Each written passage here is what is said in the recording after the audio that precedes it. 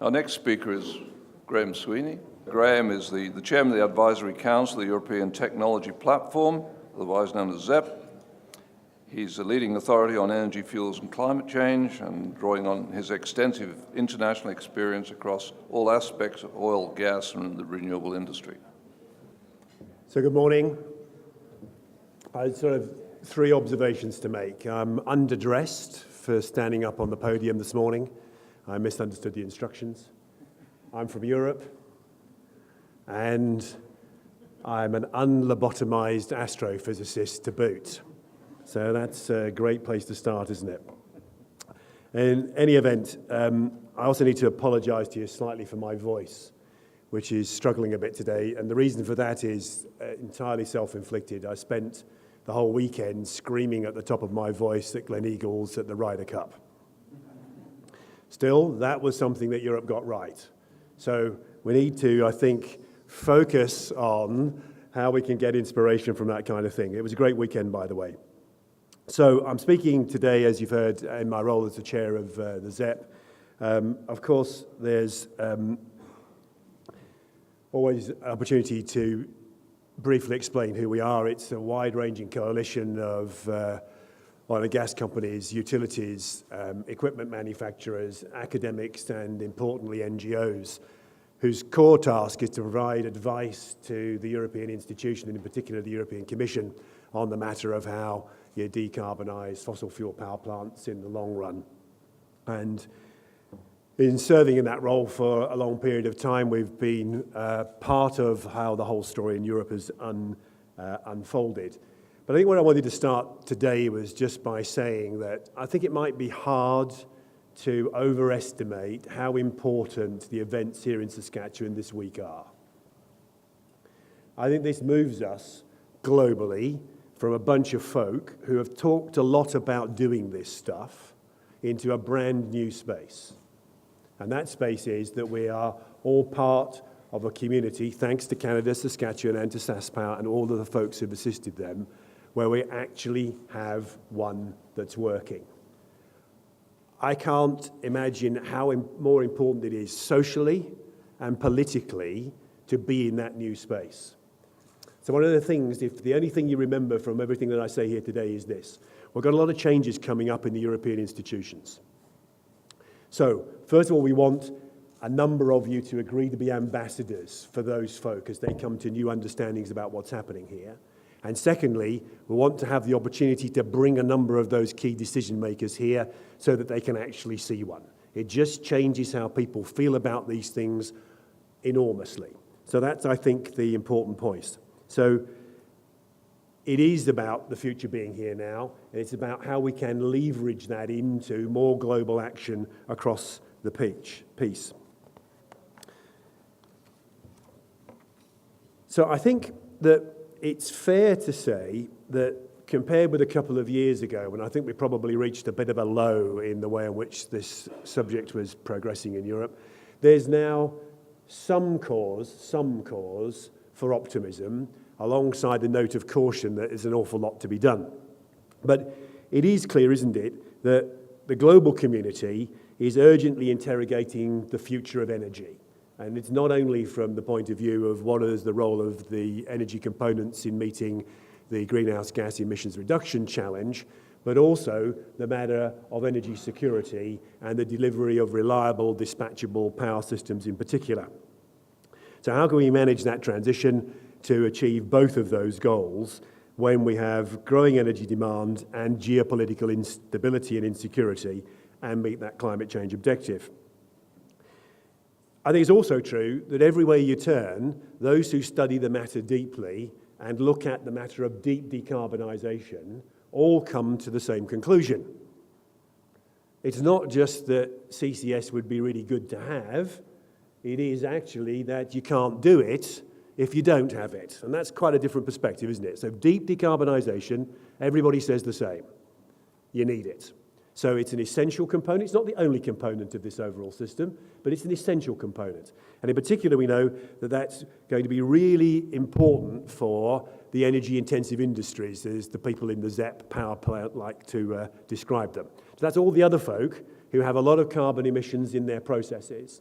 and it seems even less likely that there are alternatives for them over this forward period. So all of that's great. And we know that in addition to that, we therefore conclude not only you can't do it without the CCS, but CCS is an integral part of the lowest cost of delivery of meeting all of those goals. So it's actually a core part of making the whole thing most affordable. The IPCC working group reports this year highlighted the rapid and widespread occurrence of climate change and the need for mitigation. And crucially, the Working Group 3 report agreed that CCS is essential for that decarbonisation. You may also have seen the new Climate Economy report launched earlier this month by the Global Commission on the Economy and Climate, which noted that there is a strong case for the deployment of CCS to achieve these goals. And of course, the International Energy Agency has always been saying this over a period of time. They say that the global energy demand will continue to have a high proportion of fossil fuels in the mix, and that all of this, in a context of rising demand through 2035 all the way out to 2050, means that with fossil fuels still at 75%, you have to have CCS. Most recently, ZEP modelling has shown that that lowest cost to decarbonisation point is absolutely true, even when you posit the lowest possible imaginable renewables costs, coupled with the most affordable energy storage and no practical constraints on the way in which land is allocated for the use of those renewables, you still come to the same conclusion. It's at least a third cheaper if you also do the CCS. My point for clarity is not you shouldn't do the other things, but that they combined lowest cost system requires CCS to be part of it. We also know that globally a 10-year delay in the sector would cost about 750 billion euros. We also know that it has the capacity to maintain jobs and growth in the industrial sector, and otherwise we will see significant reductions in employment. So we need to act, and we need to act now. So of course that raises the question, why am I speaking to you here today? Because we still believe that Europe has a core role to play in the deployment of CCS to enable that global rollout. And we know that we need to meet our global climate goals, and beyond this, that CCS is essential. Despite our relatively sluggish performance to date, we still believe that it is very much on the radar, but we also need all of the help we can to make sure that we get from the roadmaps that Peter described. Indeed, I would share that view, Peter. We have loads of roadmaps. That's not the core point. It's how do we get to action, and action now that delivers the steps along the way. We do need that international cooperation. I've asked you if you can help us from Boundary Dam to dispel those myths. I think that will be important. And working together, we can kickstart it. I'm going to take you through then at a more detailed level where we are in Europe and what the key challenges are as we see them building up. So the current status is that we've been a bit disappointed. We tried to be leaders in this space, and we pioneered some key climate change policy mechanisms, in particular the emissions trading system, so-called EU ETS. And as you heard from Peter earlier today, we took the view that basing the policy instruments to deliver CCS on that existing instrument was the political path of least resistance. It certainly was. But at the same time, it is clear it hasn't delivered it. And that is, of course, at least in part because the recession has altered the amount of emissions in total in the economy. The caps have not been altered. There isn't a proper supply side mechanism. You can go through all of those pieces, but that's a risk that was embedded in the way in which we undertook it. We used the new entrants reserve to create capital for projects, and most of that capital got spent on innovative renewables. And it's only in the most recent times that the White Rose project in northeast of England, the hard coal project, as John reminded us in his intervention, got 300 million euros of funding. So one, when we wanted 12, well, it's better than not, and congratulations to White Rose, it's important, but it's a lot less than we aspired to. So we can go through all of that, and we can note along the way that it was the UK that pioneered the thought process that we needed something in addition to the ETS to make this work. And we should look at the way in which the contracts for difference have been formulated there, and we should understand that feed-in premia of this kind are the most likely successful route forward for other systems at the same time. So, there are clear issues of public acceptance when it comes to CCS, and you've heard that point already. I just think it's highly unlikely that we're going to see any onshore storage anytime soon. I'd love to have onshore storage because I agree it's cheaper. I don't think the cost of offshore storage is a serious impediment to delivery of this project, but it'll all have to be offshore. And we'll come back to that matter because I think that this means we will have to decouple the capture business model from the transport and storage business models. We'll come back to what that storyline looks like towards the end. Nonetheless, at the same time, we have a number of significant developments for the European projects. We've had excellent good news, as you know, with White Rose getting the funding and Peterhead and White Rose receiving the FEED contracts under the UK's Contract for Difference funding. The Don Valley project and the Summit Power projects in the UK are also well developed, and we are getting closer to unlocking the funding for the Rotterdam Capture and Storage Demonstration project known as ROAD. In terms of policy, Europe is at a major turning point. The institutions themselves are in major transition.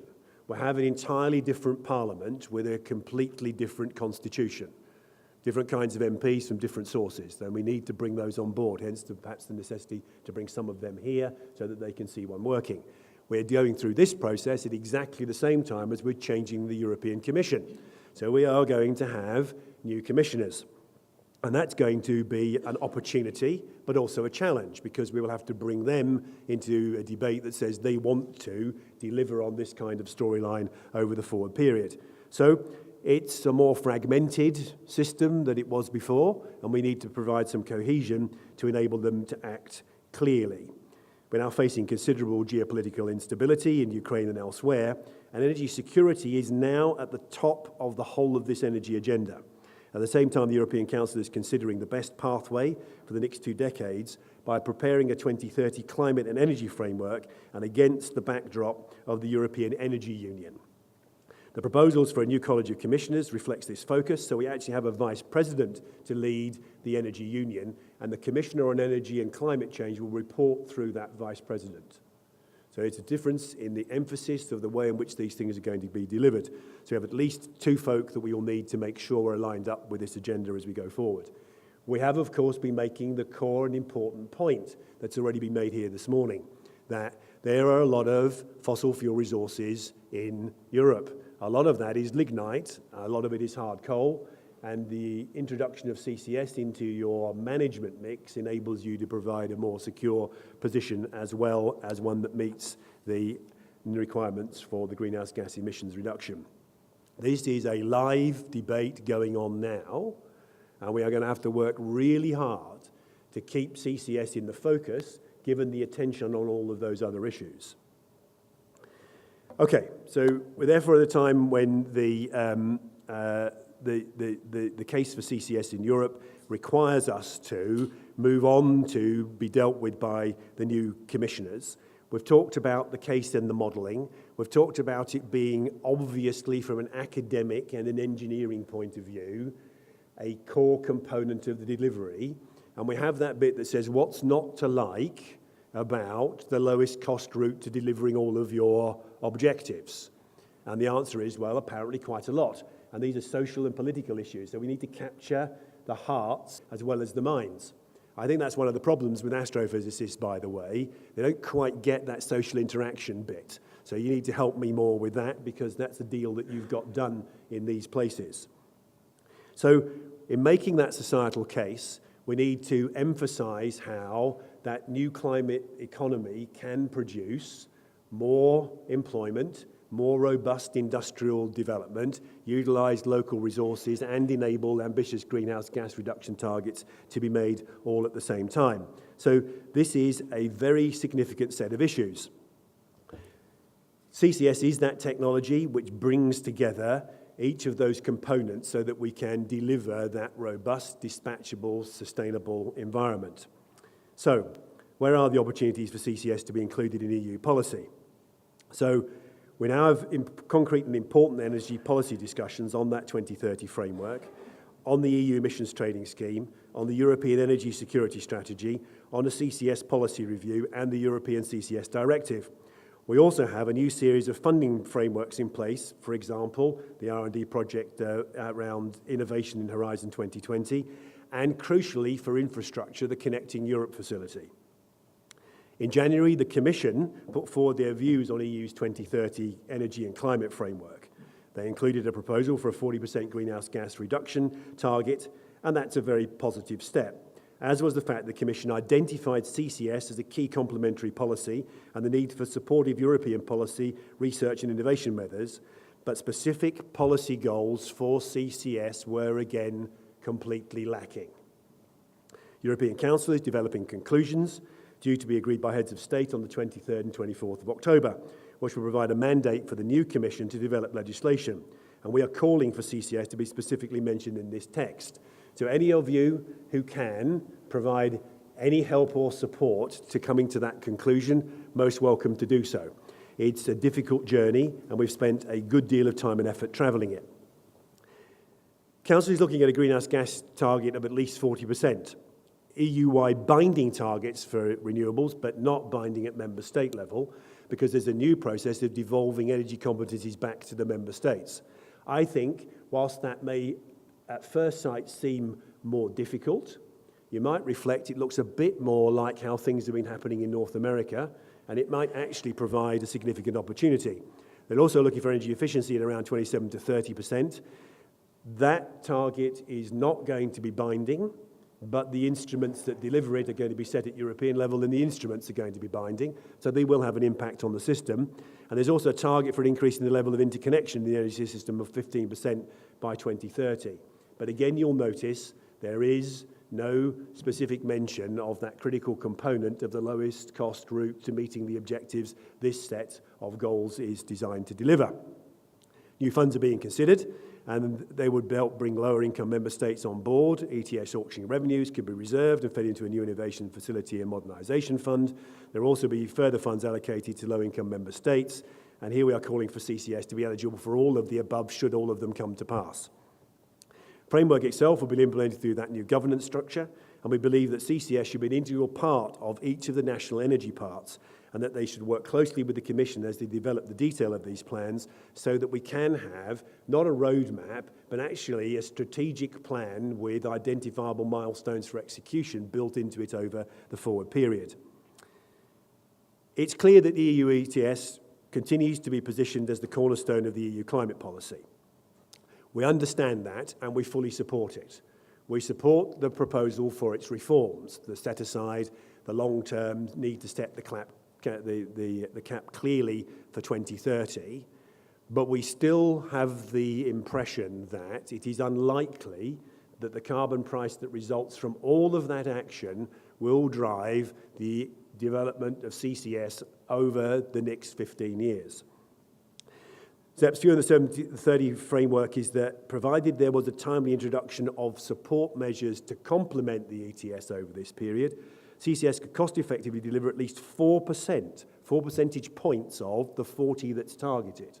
That would be about 40 gigawatts of electricity, and about a quarter of that coming from other individual industrial applications. It's possible to imagine that. It gives you a total of 220 million tonnes of CO2 being stored in 2030, but it's going to require not only the early demonstration projects to occur, but a proper executable plan for storage and infrastructure to be developed that can facilitate this during the 2020s.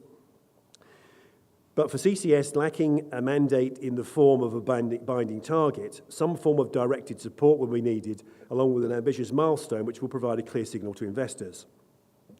We are not alone in this. We are joined with 35 other industrial leaders to write to the European Council leadership to include CCS in their approach to 2030.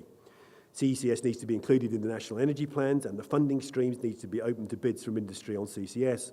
Finally, there has to be a comprehensive European CCS strategy covering the actions at local, national, EU and international level needed over the short to 2020, medium to 2030 and long term to 2050, because it is beyond 2030 through the period of 2050 when we go for deep decarbonisation that all of the clear benefits of CCS become most important to us. So enable full-scale commercial deployment of CCS when we need it. We make sure that these are in the Council conclusions. We need to make sure that CCS is a key part of the conversation on energy security, particularly given the events in the Ukraine and the upcoming European winter and the vulnerability of a number of Eastern member states. European funding frameworks will be critical, but perhaps more important than that will be the need to decouple capture from transport and storage. We have the opportunity to have what we call projects of common interest, so several member states can get together to decide that something is an important part of the way in which this should be developed. It seems to us that, as others have noted, we're going to need some kind of a market maker for this, and that it is likely there will be a strong role for government in delivering that kind of process. Many of the folks I talk to, particularly in the energy-intensive industries, say that the matter is not whether they could capture the CO2. They could. And they want to have a conversation about, if they are competitively disadvantaged by that, what compensations might they have for it. But they say they're not even going to start that conversation if they don't think that the offshore infrastructure and storage is going to be available to put the CO2 into. So we have to have that conversation, we have to have it now, and it's going to be an important part of how we move forward. Meanwhile, the Commission is looking at the future of CCS policy, so there may be the opportunity to pick up on all of these things. But ZEP believes that the way forward will be to review the guidance on the CCS directive rather than to reopen it. We don't need further political delays, and that major pilot projects will be able to deal with the issues that arise from the directive itself in their individual conversations with the member states in which they occur. So, 5 key actions to make sure we get it right. It's got to be integrated in the accompanying legislation. It's got to be mentioned at least in the Council of Ministers output. It requires directed support. ETS is a core part of the future structure, but it's the long-run outcome that the ETS will condition. You can imagine the 2030s, the carbon price doing the deployment. Transitional measures for CCS are essential. These could include a CCS fund, but it has to cover operating costs as well as capital. It's not sufficient to do one without the other. CCS certificates could work if carefully designed, but all of the evidence suggests that feed-in premia are economically and from the counterparty risk perspective for project developers clearly the preferred way forward. Of course, legal barriers need to be worked on, and we need this project of common interest to decouple the matter of capture from the transport and storage activities that I've spoken about. Where does that take us to at the end? Sum it all up. It's critically important to be here today because as I speak to you, of course I speak to you because you are here in the room, but I speak to all of them back in Europe at the same time. And the message is, today we are moving from a place where we didn't have one to a place where we have one, and that's critically important. It changes the whole conversation. It's hard to overemphasize how important that will be. We know that the optionality that CCS produces is critical for Europe as it is for Canada, given the economic and technological attractiveness of all of the low-carbon technologies will evolve over time, and we've heard conversations about how they're complementary in terms of their embedded risk, and they are complementary in terms of the way in which they can deliver essential components of the final solution to get us there at lowest cost. I'm genuinely delighted the progress has been made here, and I call on EU decision makers to come here and see for themselves, get themselves measured up for their overshoes and the hard hat, and get them to the coalface, as it were, to CCS working at large-scale plant dimensions. I would also call on all of us to work together to learn from the best practices being demonstrated here, and use this example to boost the momentum in Europe on CCS because Europe's contribution will be critical. I also reflect on the story from Kemper County, and that next year we'll be delighted to come and do that as well. And maybe we can join these two pieces together to have the maximum impact we can on European decision makers. So the right frameworks, the right funding structures are put in place, so the future is not only here in Canada, but we can also benefit from CCS in Europe. Thanks very much for listening to me.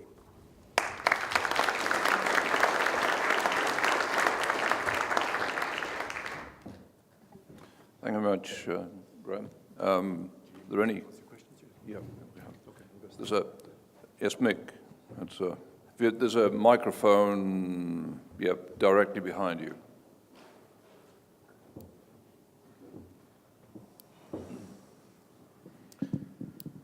Mick Buffier from Glencore and based in Australia and part of a number of CCS bodies back there. Look, Graeme, my question, it was music to my ears, what you said when you said that CCS is an integral part of the lowest cost solution, and I think you said it's got to be combined lowest cost carbon reduction for Europe. Has ZEP actually put forward, or does it have it on its website, an arguments to take to the Commission that clearly demonstrates that? Because unless we can simply and clearly get that message across, and why it is necessary going towards 2050, we just struggle to win the argument. So Mick, I agree. So at the back end of last year, we did our first round of comprehensive whole electricity system modelling. We'd not done this before. And we put full dispatch curves in. We put full renewable resources. Where the wind blows, we had it differentiated by geography, where the sunshine hours are, and we ran the whole model on the basis of least cost discovery. Now, I understand that. That means the model has perfect foresight. I know that doesn't exist in the real world. And we showed, without doubt, that CCS, when you can choose to do all of the above, offshore wind, onshore wind, solar, hydro, where it's permitted by statute, nuclear, and or CCS, that the model chooses to do all of those things in different places, but the lowest cost solutions always have CCS in them, and a substantial amount of it.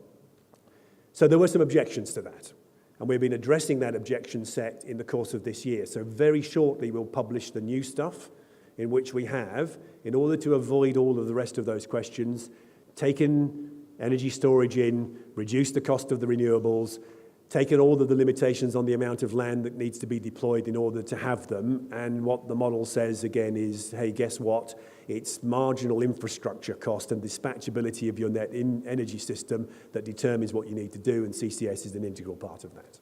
And yes, we are taking that message to the Commission. In fact, we showed a chart encapsulating all of that to the European Parliament last week. I'm happy to share that with the folks at the in the Symposium. Thank you. Thank you. Yep. Kelly. Yeah. Graeme, I know you're very careful when you talked about, in your presentation, you talked about CCS, and you didn't attribute anything to fuel sources. My curiosity question is this. I mean, in many parts of Europe, gas-fired combined cycles are considered marginal power. And in Germany, for example, they consider it a very expensive solution. In the long run, given the situation that in some parts of Europe there's a possibility of shale gas, Poland, UK, for example, where do you see gas-fired power generation going with CCS in this mix? So I think, indeed, you're right. Of course, the platform represents folks who are involved in all of the forms of fossil fuels. What I'd note is that with a reasonable set of assumptions, when you look at that lowest cost delivery route for the forward system, so you're agnostic about the fuel source, the model chooses all three fossil fuels. It chooses lignite and hard coal and gas. Of course, some of the assumptions that you make can change that mix, but the essential message is that it expects to use all of those for a wide variety of reasons associated with their characteristics and their attributes and what it is that they can do.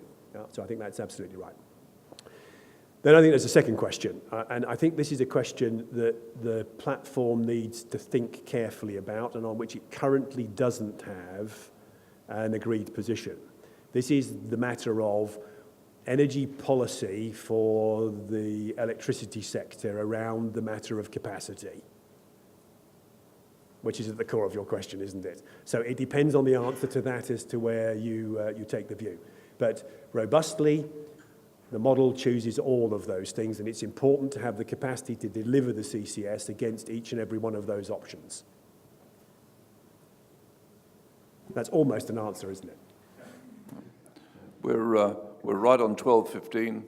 Sorry, we're going to go past 12:15. One final question, but a very quick question and a quick answer. Sorry about that, everyone. It's Jonas Helseth from the Ballona Foundation. Today I'm here representing also SEP, like Graeme. I just wanted to make a short comment actually to what Graeme said in addition, because I think there's a perception in Europe, certainly in society, but also among policymakers in Brussels and in the member states, that CCS is a technology which is, first of all, extremely difficult, and it's too challenging to actually see it happening in the near term. And I think what's going on here tomorrow in Saskatchewan and also in Kemper County in the near future is extremely important for the policy debate in Europe. And I think those of us who work on communication on CCS in Europe those days are very happy to see that, and I hope we can try to have a cooperation in the coming months on getting policymakers from Europe over here and see what's going on. I think, as we say in my organization, seeing is believing, and so far the conversations that both Graeme and I have had in the last couple of weeks with members of the European Parliament and others show a completely new, I think, approach to the question of CCS, because they are now aware that this is actually happening now, and it's not technology that is going to be applicable 10 years from now. So, thanks. Okay. That was a statement. I don't need to say. Yeah, I think that's. Thank you for the statement. Thank you very much to Graeme.